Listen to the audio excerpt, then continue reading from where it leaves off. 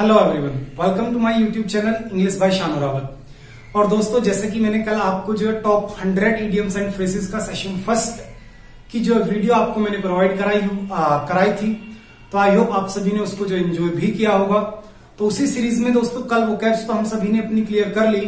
तो आज जो हमारा टर्न है वो हमारा टर्न है दोस्तों ग्रामर का। तो आज जो हम फिर से एक बार पढ़ने वाले हैं ग्रामर। और ग्रामर में जो हमारा चल रहा है नाउन। और नाउन में नाउन एंड नंबर हम सभी ने जो अपना क्लियर कर लिया। और आज जो है मैं नाउन एंड नंबर में ही एक नया कंसेप्ट जो है आपके सामने शुरू करने वाला हूं। और आज जो हम डिस्कस करेंगे, आज हम पढ़ेंगे अपना नाउन एंड केस। आज की जो हमारी क्लास होने वाली है, आज की जो पूरी वीडियो होने वाली है, इसमें मैं आपको डिस्कस करने वाला हूं नाउन एंड केस। और दोस्तों ध्यान देना, नाउन एंड केस के अंदर भी जो हमारा मोस्ट इंपोर्टेंट केस होता है पजेसिव केस। आज मैं आपको उसके बारे में सारी डिटेल जो है बताने वाला हूं। और ये जो पजेसिव केस है, इसमें 95% स्टूडेंट्स जो कंफ्यूज रहते हैं कि आखिरकार क्यों इसमें हम जो डिफरेंट ट्रीटमेंट्स करते हैं। कई बार तो बच्चे मैंने ऐसे भी देखे हैं कि जो कि पजेसिव केस से रिलेटेड जो रूल्स हैं उन रूल्स को रटते हैं। तो मेरे भाई, आपको कोई भी रूल्स नहीं रटना, मैं आपके साथ हूं, बिल्कुल बेसिक से जो आपको सारे पॉइंट्स क्लियर करने वाला हूं। तो चलो दोस्तों, आज का जो मेरा सेशन है उसकी मैं शुरुआत कर रहा हूं। तो आज की जो हमारी सारी क्लास होने वाली है, अब हम डिस्कस करेंगे अपने नाउन का next topic, that is noun and case. और भाई, इससे पहले हमने नाउन एंड नंबर जो हमारा था वो हमने पूरा क्लियर कर लिया। तो देखिए, सबसे पहली बात नाउन एंड केस के बारे में बात कर लेते हैं। तो पहले वर्ड आ रहा है नाउन। तो नाउन तो आप सभी जानते हैं, मैंने ऑलरेडी आपको बड़े अच्छे से क्लियर कर दिया, दैट इज नेम। लेकिन यहां पर ये वर्ड आ गया मेरे भाई केस। अब ये जो केस वर्ड है इसको मैं इजी कर देता हूं। इस केस वर्ड को समझो आप यूज। केस वर्ड का मतलब क्या होता है आपका? यूज। कि जो नाउन है उसके यूज आप किस किस तरीके से कर सकते हैं, कैसे कर सकते हैं।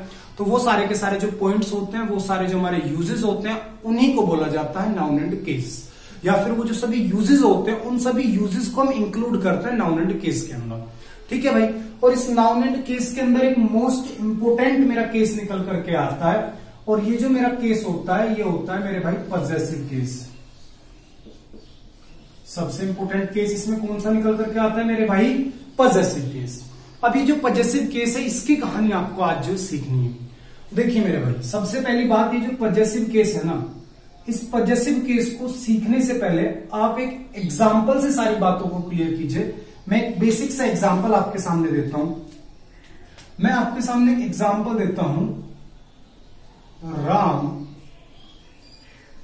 की पुस्तक। ठीक है जी, मैंने आपके सामने बिल्कुल एक सीधा सा एग्जाम्पल दिया, राम की पुस्तक। आप यहां पर एक पॉइंट देख पा रहे होंगे कि इसमें एक वर्ड आया राम और एक मेरा वर्ड आया पुस्तक।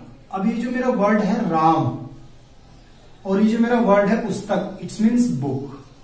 आप देख पा रहे होंगे कि जो राम है ये भी मेरा एक नाउन है और जो मेरा बुक है ये भी मेरा एक नाउन है। तो अगर मैं इसको नाउन फर्स्ट नाउन दे दूं तो ये मेरा कौन सा नाउन हो गया? नाउन सेकंड हो गया। तो अब यहां पर आपको पॉइंट सीखना है, जो सबसे इंपोर्टेंट पॉइंट है कि आप यहां पर देख पा रहे होंगे कि जो ये मेरी बुक है, इस बुक पर मेरे भाई किसका अधिकार है? राम का अधिकार है। भाई बुक किसकी है? राम की है। तो ये जो यहां पर अधिकार है, इस अधिकार को दिखाने के लिए हिंदी में जो मेरी टर्म यूज की जाती है, हिंदी में टर्म यूज की जाती है की, का, के। ठीक है जी। लेकिन अगर इंग्लिश में टर्म यूज करें तो इंग्लिश में मेरी कुछ इसमें डिफरेंट टर्म्स का जो हमको यूज करना होता है। लेकिन मेरे भाई, ये जो यूज है राम की पुस्तक, तो ये जो मेरे सेंटेंस का फॉर्मेशन आ रहा है, ये जो यूज है, इसी यूज को आप बोलते हैं पजेसिव यूज या फिर पजेसिव केस। समझ पा रहे हैं? केस जो वर्ड है, इस केस वर्ड को आप लेकर के परेशान ना होना मेरे भाई। केस का मतलब आपका क्या होता है? आपका यूज। तो पजेसिव यूज क्या होता है कि जब आप जो है एक नाउन का दूसरे नाउन पर अधिकार दिखाएं। जब आप एक नाउन का दूसरे नाउन पर अधिकार दिखाएं, तो ये जो अधिकार दिखाया जाता है, इसी अधिकार दिखाने वाले यूज को हम बोल देते हैं पजेसिव यूज। ठीक है जी। अब ये पजेसिव यूज है तो कैसे काम करता है, कैसे बना, मेन चीज इसको पहले सीखिए कि बना कैसे। देखो मेरे भाई, ये जो वर्ड है ना पजेसिव, मैं इस पजेसिव वर्ड से जो आपको लेकर के चलूंगा आगे। देखो, ये जो पजेसिव वर्ड है, ये पजेसिव वर्ड मेरा बना पजेशन से।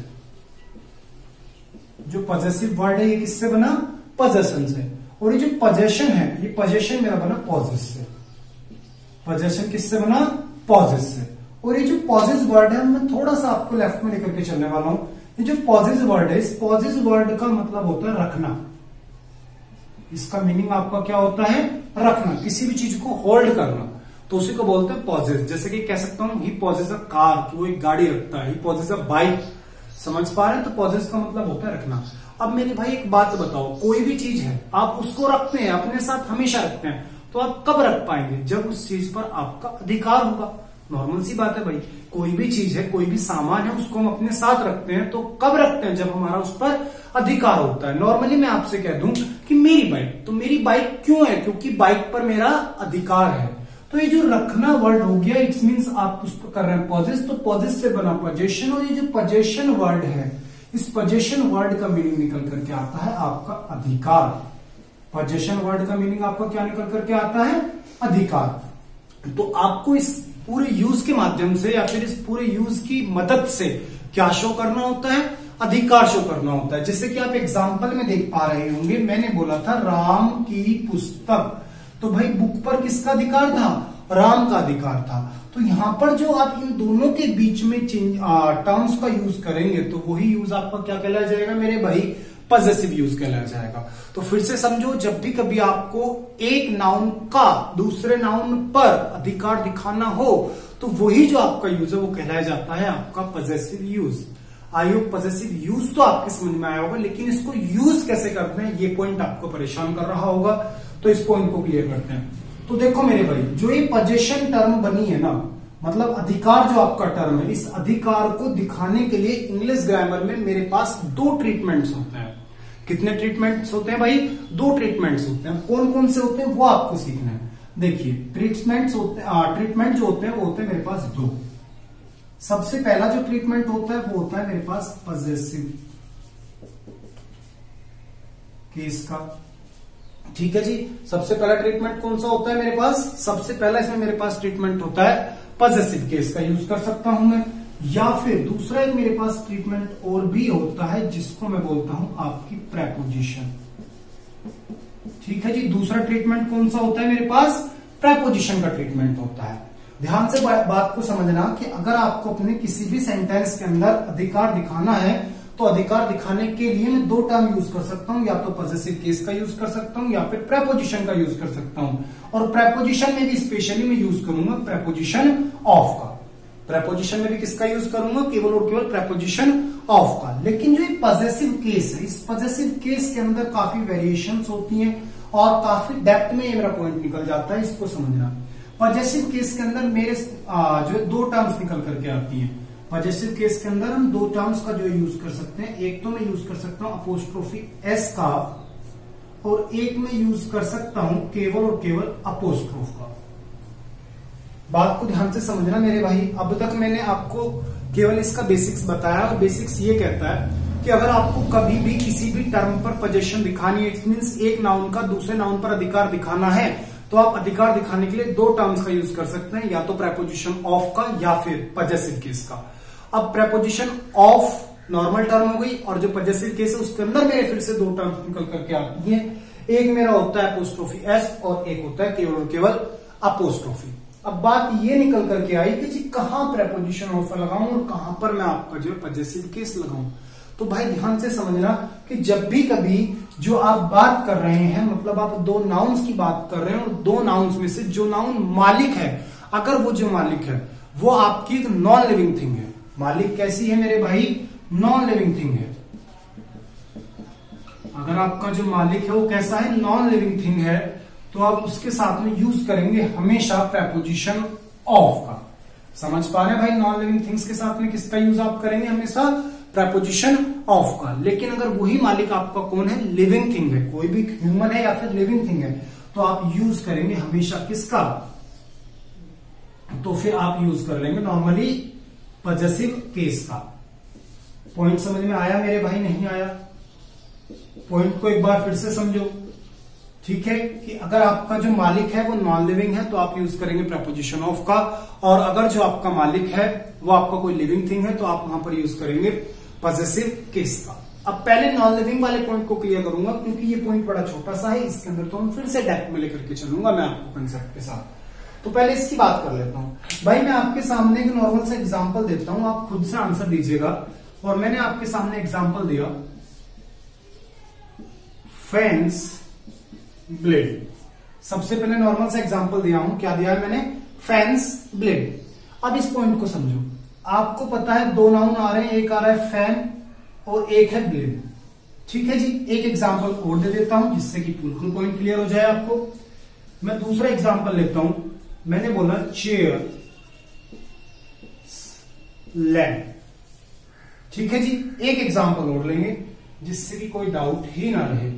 मैंने लिया पेन्स कैप। समझ पा रहे हैं भाई, 3 एग्जांपल आपके सामने लिया हूं, ये 3 एग्जांपल अपने आप में इनफ है अगर आप पॉइंट को समझ पाए तो। देखिए मेरे भाई, आप देख पा रहे हैं फैंस ब्लेड, 2 नाउन है, पहला नाउन है फैन, दूसरा नाउन है ब्लेड। इट्स मीन्स पंखे की पंखड़ी। एक बात बताओ मेरे भाई, जो ये ब्लेड है, ब्लेड पर अधिकार किसका है, फैन का। ब्लेड किसका है, फैन का है। तो इट्स मीन्स मालिक कौन हुआ, फैन हुआ। समझ रहे हैं भाई, मालिक कौन हुआ, फैन हुआ। तो ये जो मेरा मालिक है ये कौन है, फैन है। और फैन कैसा है, नॉन लिविंग थिंग है भाई। ये जब नॉन लिविंग थिंग है तो मुझे किसका यूज करना होगा, प्रेपोजिशन ऑफ का। तो अपोस्ट्रोफी एस का यूज मैं यहां पर नहीं कर सकता। इसकी सही फॉर्मेशन क्या होगी, तो इसकी सही फॉर्मेशन होगी द ब्लेड ऑफ फैन। अगर मैं इस तरीके से इसको लिख देता हूं कि फैंस ब्लेड, तो ये मेरी फॉर्मेशन गलत हो जाएगी। क्यों हो गई, क्योंकि बिल्कुल क्लियर कट मुझे नजर आ रहा है कि जो फैन है वो एक नॉन लिविंग है। और जब भी कभी आपका जो मालिक है वो एक नॉन लिविंग थिंग हो तो उस कंडीशन में प्रेपोजिशन ऑफ का यूज आपको हमेशा करना है। पॉइंट क्लियर हुआ होगा। सेकंड एग्जांपल देखो भाई, चेयर्स लैग। आप फिर से देख पा रहे हैं चेयर्स लैग। अब भाई कुर्सी का पाया, मतलब चेयर की लेग की बात आप कर रहे हैं, तो भाई लेग पर किसका अधिकार है, चेयर का। लेग पर किसका अधिकार है, चेयर का। अब चेयर कैसी होती है, लिविंग नॉन लिविंग, तो नॉन लिविंग है भाई। जब नॉन लिविंग है तो क्या मैं इसके साथ में अपोस्ट्रोफी एस ला सकता हूं, बिल्कुल नहीं ला सकता जी। तो मुझे क्या करना होगा, सही फॉर्मेशन। तो मैं इसका सही फॉर्मेशन कर दूंगा यहीं पर कि the leg of chair, the leg of chair. अब ये सही क्यों हो गया, क्योंकि मैंने इसमें यूज कर लिया प्रेपोजिशन ऑफ को। और आप सभी को पता है कि अगर मालिक नॉन लिविंग है तो भाई प्रेपोजिशन ऑफ ही आनी है। प्रेपोजिशन ऑफ मैंने लगा दी तो इट्स मीन सेंटेंस मेरा सही हो गया। पॉइंट समझ में आया नहीं आया। थर्ड एग्जाम्पल पे चलो, मैं थर्ड एग्जाम्पल पे आपको लेकर के चल रहा हूं और ये कहता है पेन्स कैप, मतलब पेन का कैप। एक बात बताओ भाई, जो कैप है, कैप पर किसका अधिकार है, पेन का। कैप पर किसका अधिकार है, पेन का। तो भाई पेन कैसा है, नॉन लिविंग है। जब नॉन लिविंग है तो क्या अपोस्ट्रोफी एस लगाया जा सकता है, बिल्कुल नहीं लगाया जा सकता जी। समझ ना, अपोस्ट्रोफी एस तो आ ही नहीं सकता। तो सही फॉर्मेशन आप कैसे करेंगे, तो आप बना देंगे कि द कैप ऑफ पेन। समझ पा रहे हैं आप, सही फॉर्मेशन क्या करेंगे, the cap of pen. I hope आपको प्रेपोजिशन ऑफ वाला केस क्लियर हो गया होगा। फिर से सुन लो मेरे भाई, अगर आपका मालिक नॉन लिविंग थिंग है तो आप कभी भी उसमें अपोस्ट्रोफी एस या अपोस्ट्रोफ का यूज नहीं करेंगे, आप हमेशा यूज करेंगे प्रेपोजिशन ऑफ का। आई होप पॉइंट क्लियर हुआ होगा। अब थोड़ा सा आपको जो लिविंग थिंग वाले पॉइंट पर जो लेकर के चल रहा हूं, तो चलिए अब मैं इसको साफ कर देता हूं। प्रेपोजिशन का जो केस था वो हमने बिल्कुल अपना अच्छे तरीके से क्लियर कर लिया। इसके अंदर और भी कुछ डेप्थ्स हैं तो उसको मैं अभी फर्दर जो कंसेप्ट डिस्कस करने वाला हूं उसी में अभी आपके सामने डिस्कस कर लूंगा। ठीक है जी, चलिए यहां तक हमारी पॉइंट में कोई दिक्कतें नहीं आई। अब बात कर रहा हूं जी, पजेसिव केस का यूज करते हैं हम लिविंग थिंग्स के साथ में। लेकिन पजेसिव केस में एक समस्या आ गई कि जी 2 टर्म्स निकल करके आ गई। एक तो आ गई अपोस्ट्रोफी एस और एक आ गई अपोस्ट्रोफ, कि जी इन दोनों में से किसका यूज कहां पर करना है, ये पॉइंट हमें बहुत परेशान करता है। तो इस पॉइंट को समझना मेरे भाई, किसका यूज कहां करना है। तो देखो पजेसिव केस में आपने सबसे मेन चीज क्या सीखी कि मुझे इसका यूज हमेशा करना है लिविंग थिंग्स के साथ में। ठीक है जी, पजेसिव यूज में किसके साथ में यूज करना है, लिविंग थिंग्स के साथ में। अब एक बात को समझना मेरे भाई कि जो लिविंग थिंग्स होती है ना, ये भी आपकी 2 फॉर्म में पाई जाती हैं। मतलब कैसे कैसे, या तो ये आपकी होंगी सिंगुलर, मतलब या तो आपका रहा कोई सिंगुलर पॉइंट या फिर आपका रहा कोई प्लूरल। समझ रहे हैं। अब यह सिंगुलर प्लूरल का मैं पॉइंट में आपको बताना चाह रहा हूं, तो इसका क्या चक्कर है ये आप समझो भाई। ऐसे मान के चलो कि आपका जो मालिक है वो बॉय भी हो सकता है और आपका जो मालिक है वो बॉयज भी हो सकता है। समझ रहे हैं? तो दोनों पर डिपेंड करता है, कंडीशन बिल्कुल अलग अलग जाती है दोनों की। तो पॉइंट्स को समझना कि जब भी कभी आपके जो मालिक हैं, जब भी कभी जो आपका मालिक है वो सिंगुलर है, तो उसके साथ तो आपको परेशान ही नहीं होना, आपको हमेशा यूज कर देना है सीधा सीधा अपोस्ट्रोफी एस का। आपको हमेशा क्या यूज कर देना है? अपोस्ट्रोफी एस यूज कर देना है। भला कैसे? एग्जाम्पल से समझना। भाई एक एग्जाम्पल देता हूं, और एग्जाम्पल बड़ा सीधा सा छोटा सा लिख दे रहा हूं, ध्यान से देख लीजिएगा। मैं यहां पर लिख देता हूं बॉयज ड्रेस, कि भाई लड़के की ड्रेस। समझ रहे हैं भाई? ड्रेस किसकी है? लड़के की है। तो लड़का कैसा है? सिंगुलर है। तो सिंगुलर है प्लस लड़का कौन होता है भाई? लिविंग थिंग होता है। तो मैं क्या यूज करूंगा? अपोस्ट्रोफी एस का यूज करूंगा। तो ये पॉइंट तो बिल्कुल आपको परेशान करेगा नहीं। जो परेशान करेगा पॉइंट वो है मेरे भाई प्लूरल वाली कंडीशन। समझ रहे हैं? परेशान कौन करेगा? प्लूरल वाली कंडीशन। इस कंडीशन को भी समझो। देखो भाई, अब जब भी कभी आपकी बात आ जाए कि लिविंग थिंग भी है लेकिन वो प्लूरल है, तो भाई प्लूरल वाली बात को ध्यान से समझते चलना, यहां से फंस जाता है। क्योंकि प्लूरल आपके दो तरीके से बनाए जा सकते हैं। समझ रहे हैं? कोई भी जो आपका नाउन है, अगर वो प्लूरल काउंटेबल नाउन है, तो वो आपको दो फॉर्म्स में देखने को मिलेगा। एक तो आपको देखने को मिलेगा एंडिंग विद एस। समझ रहे हैं जी? जैसे कि आपको मैंने यहां पर दिखाया बॉयज। समझ रहे हैं? जैसे कि मैं एग्जांपल देता हूं, आपको देखने को मिलेगा बॉयज काउ। सॉरी, ये तो अलग हो गया थोड़ा सा, इसका फॉर्मेशन अलग जाता है। बॉयज हो गया आपका, या फिर आपका और भी हो सकता है, जैसे कि आपका मदर्स हो गया। समझ रहे हैं? एटसेट्रा। तो आपने एक चीज इसमें नोटिस की होगी कि ये दोनों ही नाउन जो मैंने आपके सामने डिस्कस कर रहा हूं, एग्जाम्पल दिए हैं, इन दोनों की एंडिंग भाई किस पे हो रही है? एस पे हो रही है। समझ रहे हैं? तो जो आपके प्लूरल नाउन है, तो उनकी में कंडीशन एक तो ये बनती है कि उनकी एंडिंग एस पे हो रही होगी, और एक कंडीशन और भी आपकी बनती है कि ending without S. Ending without S, कि जब एक प्लूरल नाउन की एंडिंग एस पर ना हो रही हो, तो उस कंडीशन में क्या करते हैं? जैसे कि बता एग्जाम्पल इसके भी दूंगा। जैसे कि मैंने MEN मैन ले लिया, WOMEN वीमेन ले लिया। समझ रहे हैं? तो आप देख रहे हैं दोनों में से किसी भी नाउन के लास्ट में एस नहीं आ रहा, लेकिन ये प्लूरल है भाई। समझ रहे हैं ना? प्लूरल तो मेरे हैं। जैसे कि मैं और एग्जाम्पल दूं, चिल्ड्रन ले लिया मैंने। ठीक है? तो ये सभी नाउन्स आपने देखे कि प्लूरल है, लेकिन इनकी एंडिंग एस पर नहीं हो रही। तो आपको हमेशा जब भी कभी पॉजिटिव केस का यूज करना है, तो आपको ध्यान देना है कि अगर मेरा जो मालिक है वो लिविंग है, और अगर वो प्लूरल नाउन है, लिविंग है और वो प्लूरल नाउन है, तो आपको सबसे पहले देखना है कि उसकी एंडिंग एस पर हो रही है या फिर विदाउट एस हो रही है। क्योंकि एस पर एंडिंग होने वाली कंडीशन में ट्रीटमेंट अलग होता है, और विदाउट एस पर एंडिंग होने वाली कंडीशन में ट्रीटमेंट अलग होता है। दोनों का ट्रीटमेंट अलग अलग है। भला ट्रीटमेंट क्या है ये और सीखो भाई। जैसे अब देखो, अगर एंडिंग होती है मेरी एस पर, एंडिंग किस पे हो जाती है मेरे भाई? एस पर, तो उस कंडीशन में आपको ऐड करना है केवल अपोस्ट्रोफ। उस कंडीशन में आपको क्या ऐड करना है? केवल अपोस्ट्रोफ। और अगर एंडिंग हो रही है विदाउट एस, एंडिंग कैसी हो रही है? विदाउट एस, तो आपको उस कंडीशन में ऐड कर देना है अपोस्ट्रोफी एस। उस कंडीशन में आपको क्या ऐड कर देना है? Apostrophe S. I hope point clear हुआ होगा। एग्जाम्पल दे रहा हूं, बहुत बढ़िया से अभी पॉइंट क्लियर हो जाएगा। चलिए भाई एग्जाम्पल देते हैं। अभी इस वाले एग्जाम्पल पे मैं आपको लेकर के आऊंगा और इसका आंसर आप करेंगे। ठीक है? मैंने इसका भी जानबूझ करके आंसर नहीं किया, इसका आंसर मैं आपसे भी सुनूंगा। ठीक है जी? तो ये सारा पॉइंट क्लियर हो गया होगा। पॉजेसिव केस मतलब बना आपका पोजीशन से, पॉजेस हो गया, रखना अधिकार हो गया। अधिकार आप दो तरीके से दिखा सकते हैं, प्रपोजिशन से या फिर पॉजेसिव केस से। ठीक है? इस पे हम बात करें, थोड़ा सा इसी को साफ कर लेते हैं अभी।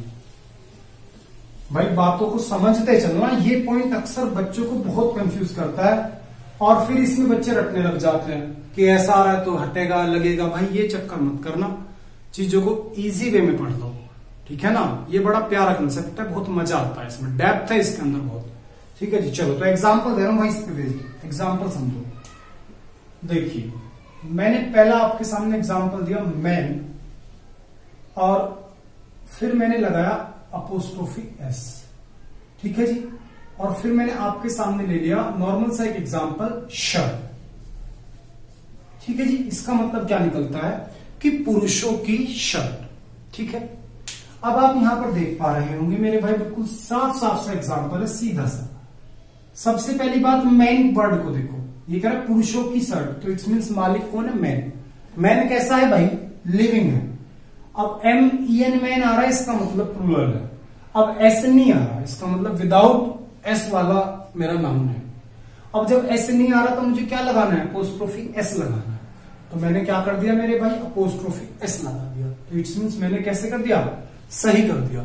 लेकिन अगर मैं इसी को कर देता कि द शर्ट ऑफ मैन, तो आप देख रहे हैं कि शर्ट पुरुष की है लेकिन मालिक पुरुष है, तो प्रपोजिशन ऑफ तो आ ही नहीं सकती, तो ये फॉर्मेशन मेरा क्या हो जाता?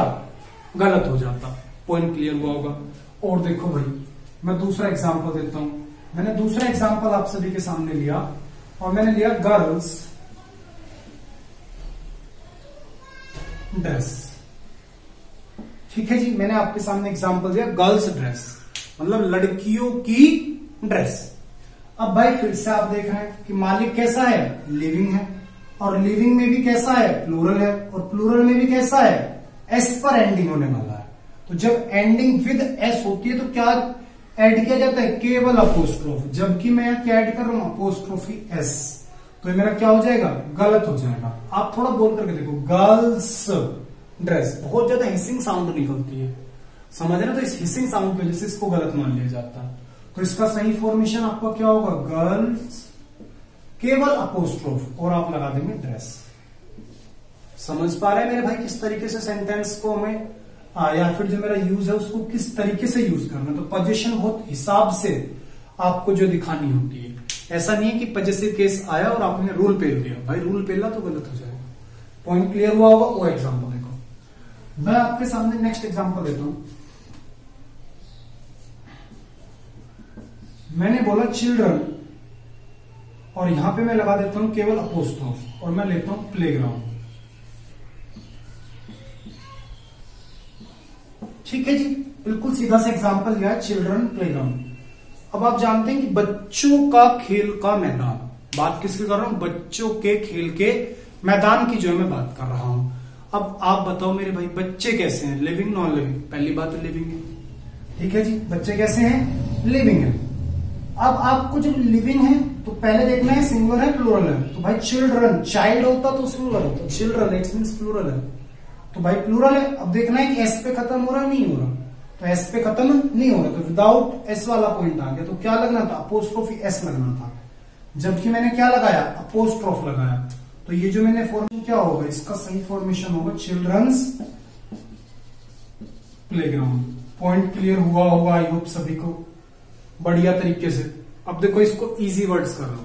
ठीक है ना, जो मैंने इतनी सारी आपको कहानी बताई, इसको देखो एक सेकंड में कैसे काम खत्म करना है वो चीजें सीखो। भाई बस आपको देखना है मालिक लिविंग है नॉन लिविंग है। आपको क्या देखना है? मालिक लिविंग है नॉन लिविंग है। अगर नॉन लिविंग है तो ऑफ लगाओ, काम खत्म कर दो। और अगर आपका मालिक लिविंग है तो आप देखिए कि वो जो मालिक है उसके लास्ट में एस आ रहा है या नहीं आ रहा। ठीक है, बस आपको नॉर्मल देखना है, सिंगुलर प्लूरल कुछ नहीं देखना। आपको देखना है कि एस आ रहा है या नहीं आ रहा। अगर एस आ रहा है, अगर एस आ रहा है तो आपको लगाना है केवल अपोस्ट्रोफ। ठीक है जी, और अगर एस नहीं आ रहा तो आपको लगाना है अपोस्ट्रोफी एस। समझ रहे हैं मेरे भाई? और इजी वर्ड्स करो। भाई आप सभी जानते हैं कि मुझे कुल मिला के क्या लगाना है? अपोस्ट्रोफी एस लगाना है मालिक बनाने के लिए। समझ रहे हैं? मुझे कुल मिला के अपोस्ट्रोफी एस लगाना होता है। अब मान के चलो कोई भी नाउन है, मैंने बनाया बॉयज, अब इसमें एस तो ऑलरेडी मिल गया ना, एस तो ऑलरेडी मिल गया, तो एस को हटा दो भाई। तो तुम्हें क्या चाहिए? केवल, तो तुम्हें चाहिए केवल अपोस्ट्रोफ, तो भाई अपोस्ट्रोफ लगा दो। कोई दिक्कत आ रही है क्या? समझ पा रहे हैं ना बात को मैं क्या समझाना चाह रहा हूं? तो ये पॉइंट आपका बड़ा इंपॉर्टेंट है कि अगर लिविंग थिंग है, आपका जो मालिक है वो लिविंग थिंग है कोई भी, तो लिविंग थिंग में आप केवल नोटिस करिए कि जो आपका नाउन है उसके लास्ट में एस आ रहा है या नहीं आ रहा। अगर एस आ रहा है तो केवल अपोस्ट्रोफ, नहीं आ रहा तो अपोस्ट्रोफी एस। पॉइंट क्लियर हो गया होगा? चलो भाई, ये सारी कहानी आपको बड़े अच्छे से समझ में आई होगी। इजी वर्ड्स लिया हूं बिल्कुल, अच्छे से आपको क्लियर करने के लिए। चलिए अब मैं आपको कुछ और एग्जांपल्स दूंगा जिससे आपको और बढ़िया से पॉइंट समझ में आए। तो पहले तो अपने इसी एग्जांपल पे बात कर लेते हैं जो हमने सबसे स्टार्टिंग में अपना एग्जांपल लिया था इसी की, कि इसमें आपका क्या होने वाला है, इसकी फॉर्मेशन क्या होगी। तो जल्दी से अपनी अपनी नोटबुक में जो लिख लो इसका आंसर, जो मेरी टर्म मैंने लिखी है राम की पुस्तक, तो इसको आप कैसे बनाएंगे जल्दी से अपनी अपनी नोटबुक में लिख लो, फिर मैं बना देता हूं। देखो भाई, बुक किसकी है? राम की। बुक किसकी है? राम की। तो मालिक कौन हुआ आपका? राम हुआ। राम कैसा है? लिविंग है। तो सीधी सी बात है भाई कि लिविंग के साथ या तो अपोस्ट्रोफी एस आता है, अपोस्ट्रोफी। अब इसमें एस नहीं है तो मुझे लगाना पड़ेगा अपोस्ट्रोफी एस, और बुक हो गया भाई आपका। क्या हो गया आपका? बुक हो गया, बन गया। समझ पा रहे हैं कैसे बना? चलिए मैं आपको कुछ और एग्जांपल्स दे देता हूं जिससे आपको और बढ़िया से जो पॉइंट क्लियर हो जाए। मैं आपको एक एग्जांपल देता हूं, आप मुझे जल्दी से बताइएगा उसमें क्या होगा। ठीक है जी, मैंने आपके सामने एग्जांपल दिया टीचर्स डे। ठीक है जी, मैंने आपके सामने एग्जांपल दिया टीचर्स डे। अब जल्दी से बताओ इस टीचर्स डे में मुझे बीच में इट्स मीन्स पोजीशन दिखाने के लिए किसका यूज करना चाहिए? प्रेपोजिशन ऑफ का यूज करना चाहिए, अपोस्ट्रोफी एस का यूज करना चाहिए, या फिर केवल अपोस्ट्रोफ का यूज करना चाहिए? जल्दी से मुझे आंसर कीजिए आप, जल्दी से। चलिए आंसर आ गया आप सभी के माइंड में, इतना होता है। देखो भाई, सबसे पहली बात teachers day. Teachers it's means अध्यापक, सीधी सी बात है भाई, लिविंग थिंग है, इंसान की बात हो रही है। दूसरी बात, लिविंग होते ही मुझे दिखाई दे लास्ट में क्या आ रहा है? एस आ रहा है। तो जब एस आ जाता है तो मुझे क्या लगाना होता है? केवल अपोस्ट्रोफ। तो इसका आंसर हो गया टीचर्स डे। समझ पा रहे? चलिए नेक्स्ट देखो, मैंने नेक्स्ट एग्जांपल दिया आपके सामने वीमेन पार्लर। मैंने आपके सामने क्या दिया? Women parlour. अब एक बात बताओ भाई, फिर से देखो, महिलाओं का पार्लर। एक बात बताओ भाई, वीमेन है, लिविंग है, एस नहीं आ रहा तो मुझे एस लगाना पड़ेगा।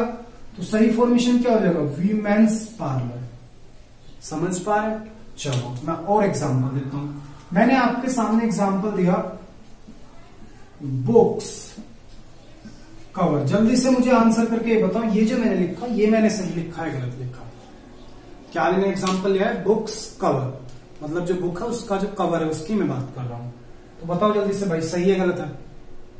पता चल गया होगा, आपके माइंड में आंसर क्लिक कर रहा होगा। भाई ध्यान से देखो, बात किसकी हो रही? किताब की, और बुक के कवर की बात हुई। तो बुक कैसी होती है? Non living. जब नॉन लिविंग होती है तो अपोस्ट्रोफी इसका तो यूज ही नहीं हो सकता भाई। समझ रहे हैं? नॉन लिविंग के साथ तो केवल प्रेपोजिशन ऑफ आती है। तो इसका सही फॉर्मेशन क्या हो जाएगा कि the cover of book. The cover of book. Point समझ में आया भाई? सभी को नहीं आया? समझ पा रहे हैं ना? तो इसी तरीके से आपकी जो है ये पॉजेसिव जो केस है ये काम करता है।